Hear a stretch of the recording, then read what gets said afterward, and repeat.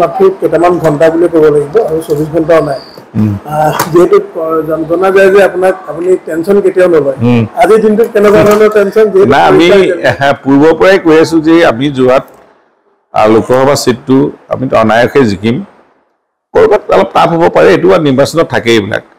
গতিকেলৈ আমি কোনো টেনচনে লোৱা নাই আমাৰ দলৰ কৰ্মীও লোৱা নাই প্ৰাৰ্থীও লোৱা নাই আমাৰ চৰকাৰেও লোৱা নাই মুখ্যমন্ত্ৰীও লোৱা নাই গতিকেলৈ আমি পূৰ্বতে যিখিনি কথা কৈ আছিলোঁ সিমানেই হ'ব আমি 1 লাখৰ ওপৰত আমি লিড ল'ম এই কথাটো নিশ্চিত আৰু বিভিন্ন ধৰণৰ আমাৰ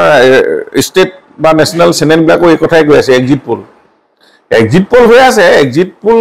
মানে নট একজেক্ট পোল এইটো তাতে অনুমানিক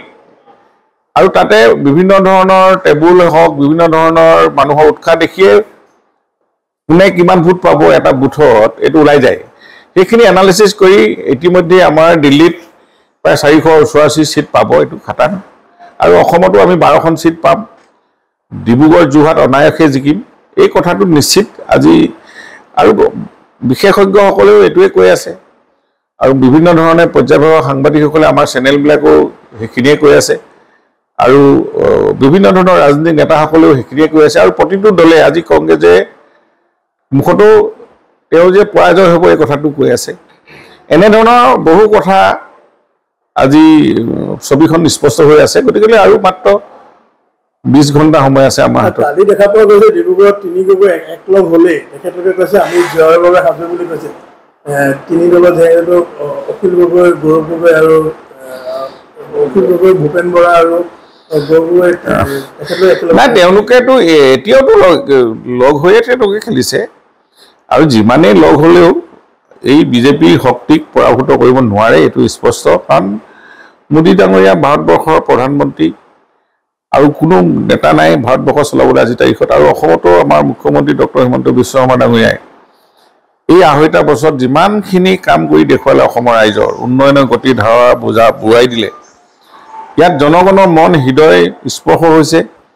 আৰু পৰিৱৰ্তন হৈছে উন্নয়ন হৈছে গতিকে বিৰোধীয়ে যিয়ে ষড়যন্ত্ৰ নকৰক লাগে তেওঁলোকে অসমৰ উন্নতিৰ কাৰণে কি পলিচি ল'ব কি কৰিব একো কোৱা নাই মাত্ৰ বিজেপি হটাব লাগে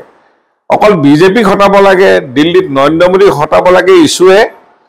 কেতিয়াও এটা দলক জয় নকৰে বা ৰাইজে সেইখিনি আশ্বস্ত নহয় ৰাইজে ভোট নিদিয়ে গতিকে তেওঁলোকৰ প্লেনিং নাই সঠিকভাৱে আৰু জনগণক হৃদয় স্পৰ্শ কৰিব পৰা নাই আমাৰ দলে যিখিনি কাম প্ৰেক্টিকেলি কৰি দেখুৱাই আছে সেইটোৱে গৌৰৱ গগৈ আমি যিমানত জিকিম সিমানত দূৰত ৰাখিব আমি যদি 1 লাখত জিকো তেওঁ 1 লাখত হাৰিব যি নহওক তেওঁ 10 বছৰ কলিয়াবৰ লোকসভা সমষ্টিত কিন্তু স্বয়ং কলিয়াবৰ ৰাইজেই কৈছে যে তেওঁক লগ পাবলৈ দিগদাৰ কথা দি কথা নৰখা মানুহ কাৰণ এই কলিয়াবৰৰ এটা একাংশ আমাৰ তিয়কত আহি গ'ল সেই ৰাইজে সেইখিনি কথা কৈছে আমি কোনোদিনেই গৌৰৱক ভোট নিদিওঁ এই কথাবিলাক যি পাইছে এবাৰ তেখেতৰ সাংসদ হিচাপে তেওঁলোকে কোৱা কথা এইবিলাক গতিকে সেইবিলাকৰ প্ৰভাৱ পেলাব আমাৰ যোৰহাটত নাই ক'বই তেওঁ শেষ দিনালৈকে কয় বিৰোধীয়েতো হাৰিম বুলি ইলেকশ্যন নেখেলে তেওঁলোকৰ মুখততো হাৰিম বুলি ওলোৱা মানে ৰাজনীতি শেষ নিজে পৰাজয় স্বীকাৰ নকৰি প্ৰতিজন নিৰ্দলীয় কয় মই জিকিম বুলি আজি তাৰিখত নাই তেওঁলোক কবিতা লিখা মানুহ তেওঁলোকে এইবিলাক বেলেগ ধৰণে সমাজৰ পৰা আদৰটো লগ ধৰিছোঁ ৰাজনীতি কৰি নোৱাৰিব তেখেতে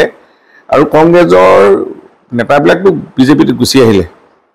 আৰু তেওঁলোক আৰু নিথৰুৱা হৈ গৈ আছে এতিয়া এইটো মাননীয় মুখ্যমন্ত্ৰীয়ে এইটো কথাখিনি কৈ আছে আমাৰ তেখেতে যেনেধৰণে কথাবিলাক কৈ আছে সেইটো মুখ্যমন্ত্ৰীয়ে কোৱা কথাবিলাক আখৰে আখৰে পালন হৈ গৈ আছে গতিকে আমি এইবিলাক সময়লৈ অপেক্ষা কৰোঁ চাওঁ আৰু কাইলৈ আপোনালোকে 12-1 বজাৰ ভিতৰত ছবিখন দেখিলেও আমি কেনেধৰণে ইয়াতে কাইলৈ জয়ৰ উল্লাস চলিব অসমত মাহতো আমি জয় হ'ম 15,000 ওপৰত আমাৰ লিড থাকিব এইটো খাটাং আৰু চৰাইদেউ জিলাত আমি প্ৰায় 40-ৰ পৰা 50-ৰ ভিতৰত আমি লিড দি দিম আমাৰ চৰাইদেউ জিলাৰ 2টা সমষ্টিয়ে আৰু এইখিনি ভোটে মাজুলীতো লিডিং আহিব ধুনীয়া লিডিং আহিব প্ৰতিটো সমষ্টিতে আহিব আমাৰ 10টাৰ ভিতৰত ক'ৰবাত 2,000 কমিব পাৰে কিন্তু ৰাইজ ইমান আজি সজাগ হৈছে যথেষ্ট জনগণক আজি ঠগিব নোৱাৰি কথা কৈ ঠগিব নোৱাৰি তেওঁলোকে প্ৰেক্টিকেলি যিখিনি দেখিছে সন্মুখত সেইখিনিক লৈ ভোট দিব